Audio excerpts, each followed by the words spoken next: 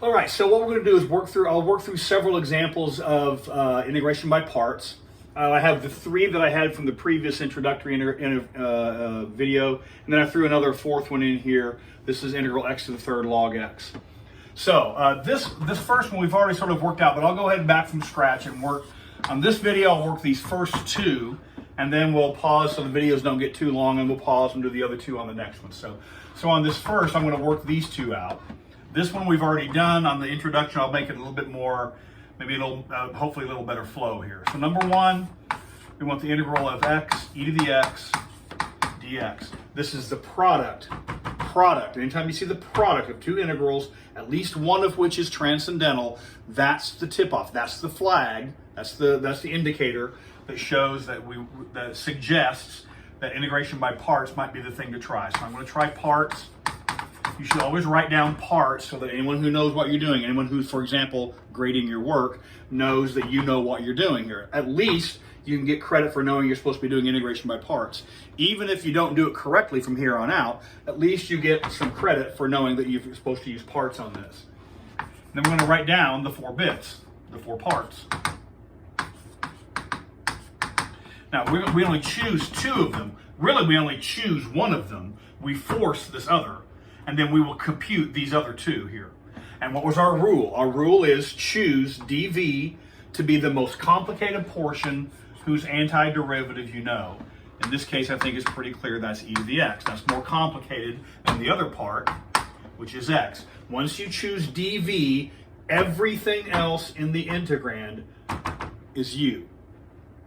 Find the derivative. Well, the differential of u is, so derivative of u is du, derivative of x is dx. Here you find the antiderivative, which is why you need to know what the antiderivative is. So the antiderivative is e to the x. And now we form uv minus integral v du. uv.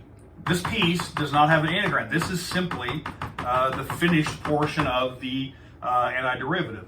It's uv, so this is x times e to the x.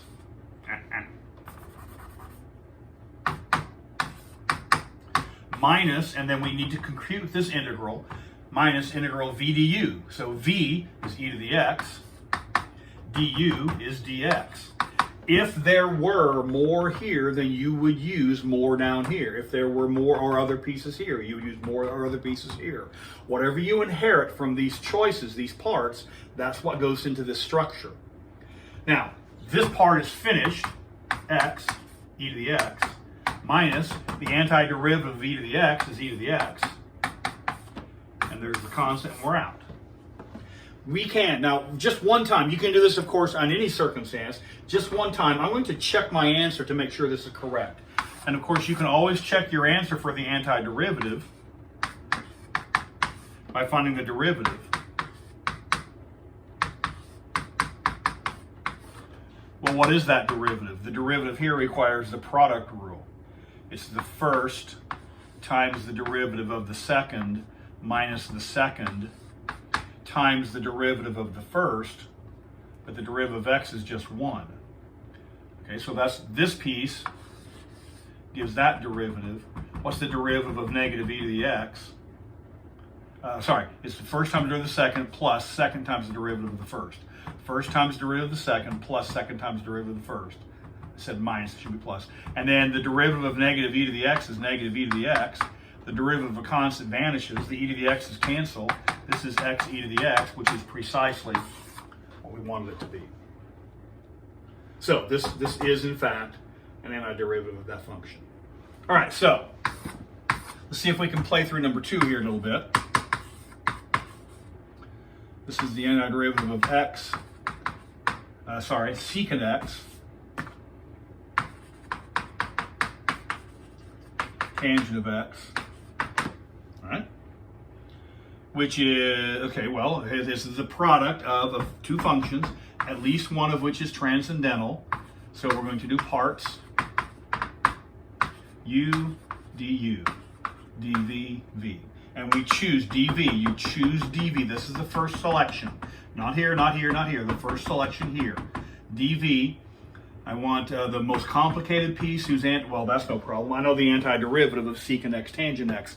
This is another reason you need to know your basic forms. You need to know your basic forms. If you don't know the basic forms, then it's hard to choose the largest piece whose antiderivative you know, because you don't know the antiderivatives. You need to learn the basic forms. The basic form sheet is on the home page of the course. You need to learn your basic forms. In this case, dv is the most complicated part.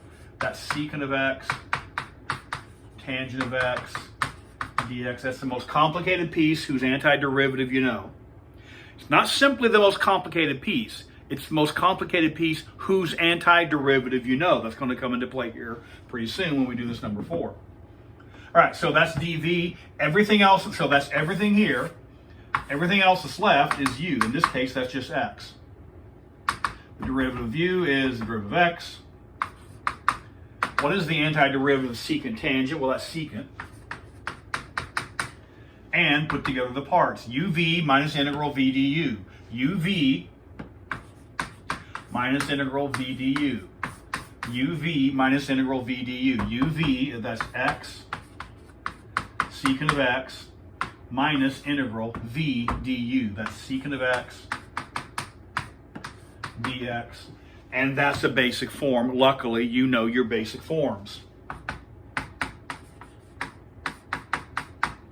Luckily, you know the antiderivative of secant is natural log absolute secant plus tangent.